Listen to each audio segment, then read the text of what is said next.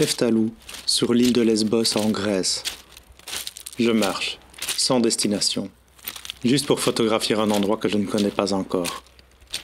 À 10 minutes à pied des hôtels où arrivent les touristes, je trouve une décharge à ciel ouvert dans la montagne. Dans un endroit simple d'accès, mais où personne ne va se promener. Surtout pas les touristes. Mais j'aime aller là où personne ne va. À part cet ouvrier perdu dans l'immensité silencieuse. Et ces moutons sans enclos visible.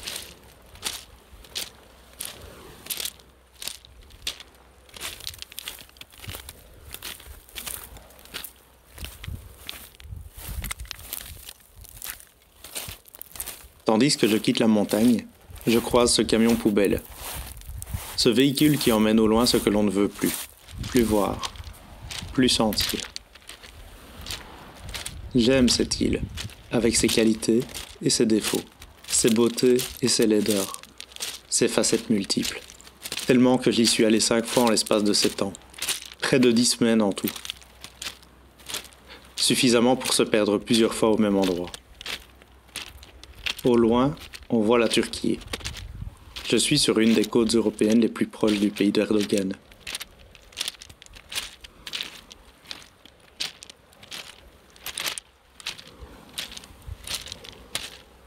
Toujours des déchets. Pourtant, quelque chose a changé.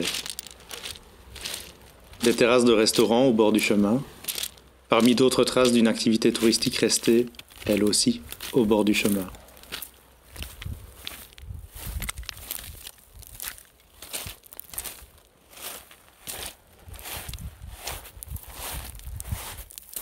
Et ces quelques fragments d'absurdité. Un morceau de sapin artificiel en juillet. Des bateaux en haute altitude. La décharge n'était pas aussi remplie il y a 6 ans. Ces carcasses de bateaux, tout ce noir, tout cet orange, ma gorge se serre tandis que je m'approche. Encore incertain de ce que je vais y trouver. Les moutons, les boucs, les chèvres sont toujours là.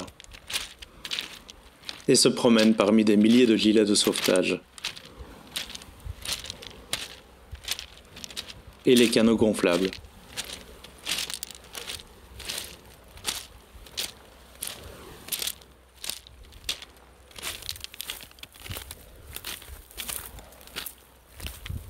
À cet instant, je ne suis plus un touriste, ni un vacancier. Je suis rappelé à mon humanité élémentaire, l'humain impuissant et révolté. Et j'ai ce sentiment étrange de photographier une guerre silencieuse, aux victimes absentes.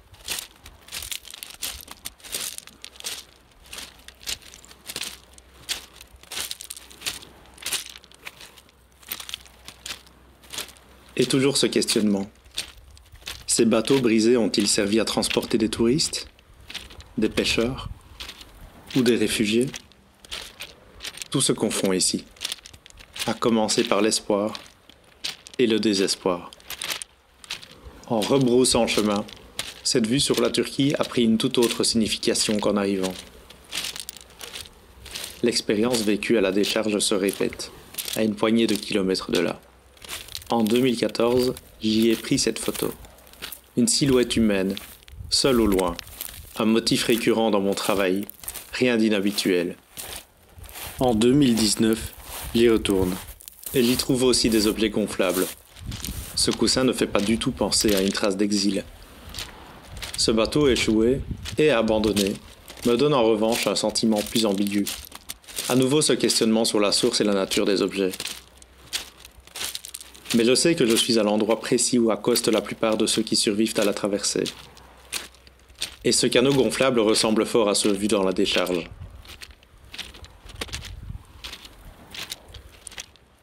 Sur les galets, ils se ressemblent et s'additionnent. Tous racontent pourtant des destins différents que je ne connaîtrai jamais.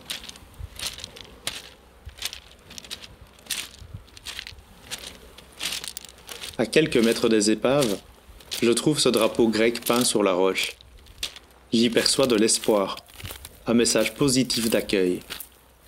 J'ai encore envie de croire en une Europe qui accueille les humains, d'où qu'ils viennent. Mais il m'est impossible d'oublier que les exilés arrivés ici finissent majoritairement dans ce cul-de-sac de l'Europe, qui est le camp de Moria. Un camp parmi d'autres, dans un pays parmi d'autres. Un lieu où l'on garde des humains, à l'ombre d'autres humains. Et ces paroles de chanson me traînent en tête tandis que je marche. Le ciel est bleu, ou plutôt gris-bleu. Si on ne voyageait plus, ce serait moins horrible. À 100 mètres à peine, certains survivent.